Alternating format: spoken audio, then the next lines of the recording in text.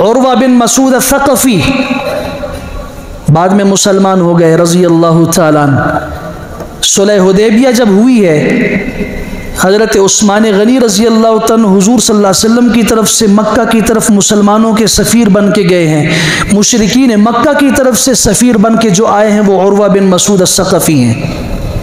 वापस जब गए हैं तो इन्होंने जो मंजर कशी की है वो अर्ज़ करना चाहता हूँ कि हुज़ूर की ताज़ीम कैसे होनी चाहिए।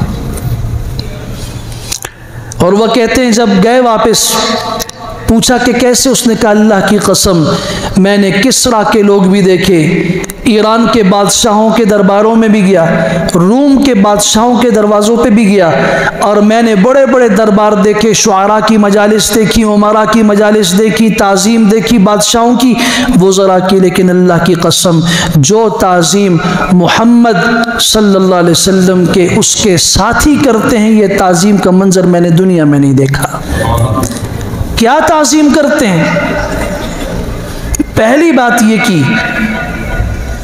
कि उनकी ताज़ीम का हाल ये है कि उनका पैगम्बर मोहम्मद सल्लल्लाहु अलैहि वसल्लम उनसे जो बात कहता है उसकी तामील में वो ताख़ीर नहीं करते, फ़ौरन अमल करते। दूसरा मंजर मेरी आंखों ने देखा, आपने वुज़ू किया, आपके वुज़ू के पानी के ऊपर झपट पड़े, एक कतरा ज़मीन पे न गिरे। और तीसरी बात, जब उनके पैगम्बर मोहम्मदुर रसूलुल्लाह सल्लल्लाहु अलैहि वसल्लम बात करते हैं तो वो सारे ऐसे खामोश हो जाते हैं कि अगर उनके सरों पे परिंदे आके बैठ जाएं तो उन्हें भी हरकत महसूस नहीं होगी कि घबराहट के साथ उड़ जाएं। ऐसी बात सुनते हैं कि जब आप बोलते हैं सब की ज़बानें बंद हो जाती हैं। ये मंजर मैंने कहीं नहीं देखा। हुजूर की ताज़ीम, आज आपकी ताज़ीम का तकाज़ा ये है, आप जो दीन लेकर आए उस दीन को हम अजीम समझें, उस दीन से मुताल्लिक़ जितने भी रिश्ते और जितने भी लोग हैं उन्हें हम अजीम समझें। वो पैगम्बर की दीन की तालीम में लगे हुए हैं, एक आम आदमी, एक जाहिल आदमी जिसके पास कुछ समझ नहीं, अल्लाह ने उसे अगर दीन की समझ दे दी, किसी साहिब इल्म के पास बैठ गया, किसी नेक आदमी की सोहबत में बैठ गया, किसी के कुरान के दर्स में बैठ गया, कोई दावत वालों के साथ तबलीग में चला गया, उसकी ज़िंदगी में इतनी तब्दीली आ गई कि उसने नमाज शुरू कर दी, उसके अखलाक ठीक हो गए, काफ़ी है। उसके लिए नहीं, मेरे लिए काफ़ी है कि मैं उसे एक अच्छा इंसान समझना शुरू कर दूं। क्यों?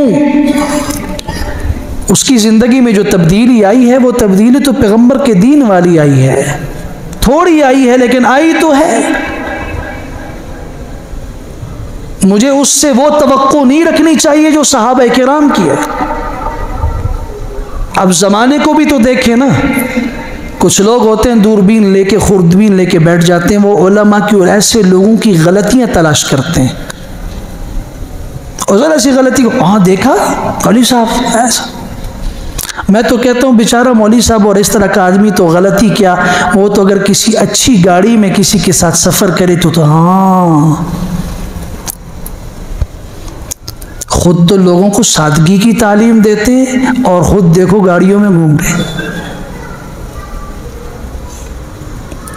समझ आई नहीं? क्या ख्याल है?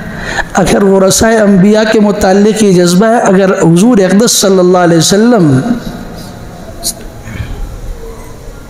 फ़र्ज़ी बात कर रहा हूँ, समझाने के लिए अर्ज़ कर रहा हूँ, अगर इसी मकाम पर हुजूर अक़दस सल्लल्लाहु अलैहि वसल्लम हो तो सादगी की तालीम मौलवी साहब ने अपनी तरफ से तो नहीं दी, हुजूर की बताई हुई तालीमात बताई, उनके ऊपर भी कहो ना कि जी आप पैदल जाएं, यही जज्बा होगा ना हमारा। हज़रत ईसा अलैहिस्सलाम तो तशरीफ़ लाएंगे ना क़ुर्ब क़यामत में, ऐसे लोगों का मशवरा उनके लिए यही होगा कि आपको तो सादा रहना चाहिए। ला हौला वला कुव्वता इल्ला बिल्लाहिल अलिय्यिल अज़ीम। अल्लाह ताला हमें हकीकत की समझ अता फरमाए। अल्लाह ताला हमें हुजूर अक़दस सल्लल्लाहु अलैहि वसल्लम के जो हुकूक हमारे ज़िम्मे हैं अदा करने की तौफ़ीक़ अता फरमाए। व आखिरु दावाना अल्हम्दुलिल्लाहि रब्बिल आलमीन।